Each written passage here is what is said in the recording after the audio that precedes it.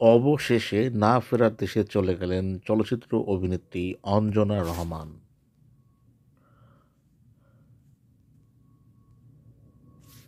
অবশেষে না ফেরার দেশে পাড়ি জমালেন জাতীয় চলচ্চিত্র পুরস্কারপ্রাপ্ত অভিনেত্রী অঞ্জনা রহমান। শুক্রবার দিবাগত রাতে বঙ্গবন্ধু শেখ মুজিব মেডিকেল বিশ্ববিদ্যালয়ে চিকিৎসাধীন অবস্থায় মারা যান তিনি। শিল্পী সমিতির সভাপতি মিশা সওদাগর তার মৃত্যুর বিষয়টি নিশ্চিত করেছেন। এর আগে অঞ্জনা রহমান টানা 10 দিন ধরে অচেতন অবস্থায় রাজধানীর একটি বেসরকারি হাসপাতালে ভর্তি ছিলেন। সেই কদিন তিনি সিসিইউতে ভর্তি ছিলেন, কিন্তু তার অবস্থা উন্নতি হয়নি, বরং অবস্থার অবনতি হয়।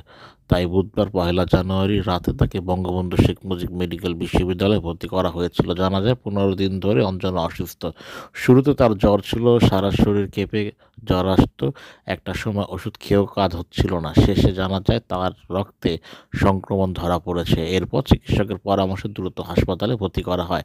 প্রসঙ্গত, ঢালিউডে অঞ্জনার পথ চলা শুরু ১৯৭৬ সালে দস্যু বনহুর নামের একটি সিনেমার মাধ্যমে খুলেছিলেন ক্যারিয়ারের খাতা। আর পেছনে দেখাতে হয়নি তাকে। সর্বাধিক যৌথ প্রযোজনা এবং বিদেশি সিনেমায় অভিনয় করেছেন ২ বার, পেয়েছেন জাতীয় চলচ্চিত্র পুরস্কার। তিনি ৩ শতাধিক সিনেমাতে রয়েছে তার